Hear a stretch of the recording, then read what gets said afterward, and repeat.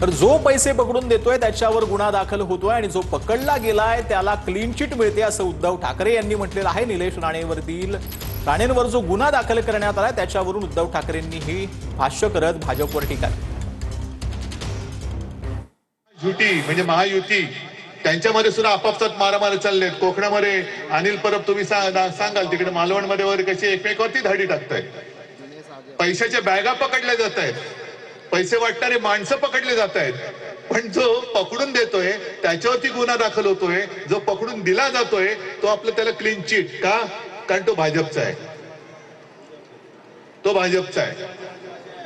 Washing machine मध्ये कोणालाही टाका, धुवून निघतंय आपलं। तर केसरकरांचा एक पाय भाजपात एक पाय शिवसेनेत आहे असं नितेश राणेंनी म्हटलंय। 2024 ला दीपक केसरकर भाजपाकडून निवडणूक लढणार होते असं देखील नितेश राणेंनी म्हटलंय। तुम्ही भाजपवर बोलता, तुमचे एकनाथ शिंदे आमच्या अमित शहांना भेटतात असं नितेश राणेंनी म्हटलंय। नारायण राणे आणि माझं नेतृत्व संपवण्याचा कट असल्याचं वक्तव्य केसरकरांनी केलं होतं। यावरून आज नितेश राणेंनी केसरकरांवरती हा निशाणा साधला।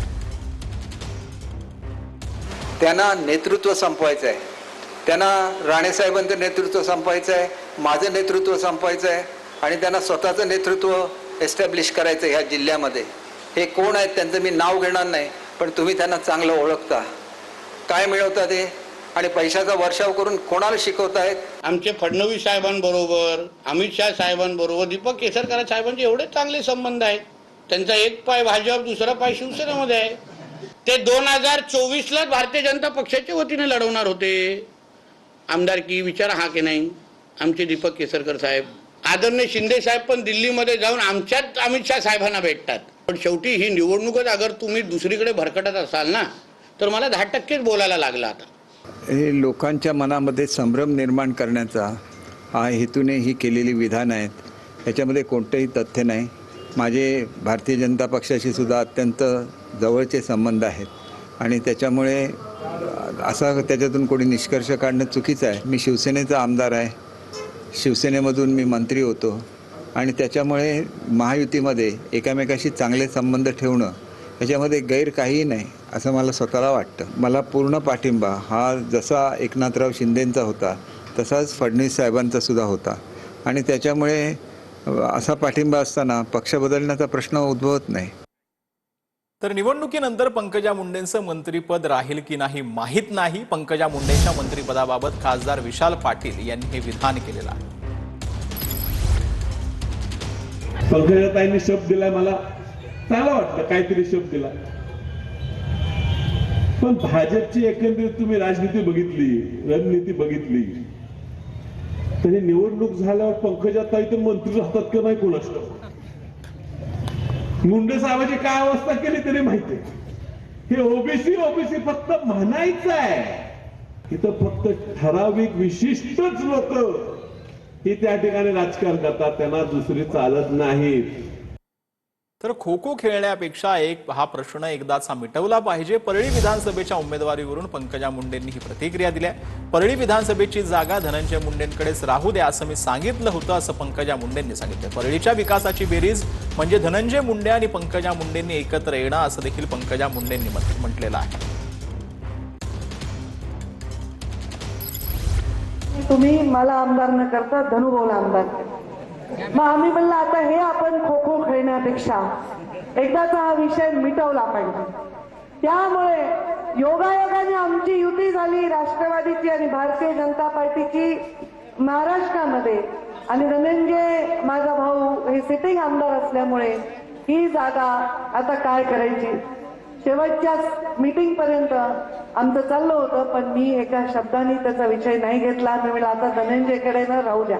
माझ्या वडिलांनी गोपीनाथ मुंडे साहेबांनी मला शिकवले बेरजेचं राजकारण करायचं आणि परळीच्या विकासाची बेरीज म्हणजे पंकजा मुंडे आणि धनंजय मुंडे यांनी एकत्र येणं हे राजकारण आमचं आम्ही करत आहोत। हे एकमेकांविरुद्ध करण्यापेक्षा एकमेकांच्या सोबत तुमच्या यशासाठी करायचा हा निर्णय हा परळीच्या भवितव्याच्या दृष्टीने अत्यंत महत्त्वाचा। मला जर एका तराजूमध्ये कोणी करोडो रुपयाची संपत्ती ठेवली आणि एका बाजूला सन्मान ठेवला तर मी नेहमी सन्मान निवडलाय आणि तो सन्मान माझ्या परळीला मिळावा ही माझी इच्छा आहे। तर परळीच्या मातीला बदनाम करण्यात आलं असं धनंजय मुंडेंनी म्हटलेलं आहे. परळीला बदनाम कराल तर जनता विधानसभेसारखी चपराक देईल असं देखील धनंजय मुंडेंनी म्हटलंय. मला राजकारणातून नाही जीवनातून उठवण्याचा प्रयत्न होता असं देखील धनंजय मुंडेंनी म्हटलं. कुणी एखाद्या उपटसुभ्याने उठायचं, या परळीला, परळीच्या मातीला, मातीत राहणाऱ्या माणसाला बदनाम करायचं. अरे एखाद्याचा राग असेल तर माझ्यावर असेल, पण आमच्या मातीला जर बदनाम करायचा प्रयत्न या परळीला कराल तर परळीची मायबाप जनता विधानसभेत जशी चपराक तुम्हाला दिली तशी चपराक या नगर परिषदेच्या निवडणुकीत तुम्हाला दिल्याशिवाय राहणार. जीत ऐसी होनी चाहिए कि जितनी बदनामी हमारी की है उतना बड़ा जीत के उनके मुंह पे तमाचा मारना है. एक तर सकाळी 9 वाजता ज्यावेळेस भोंग्यात आलो होतो, एक व्यक्ती आणि त्या व्यक्तीला किती जणांनी फक्त राजकारणातूनच नाही तर जीवनातून उठवायचा प्रयत्न केला. मी घाबरलो नाही, आजारी पडलो, मरता मरता 2दा वाचलो. आणि असे बदनाम करणारे जेवढे आहेत त्यांना उत्तर फक्त लोकशाहीमधून द्यावं लागतं. आणि लोकशाहीमधून उत्तर देताना ते मतदानातून द्यावं लागतं.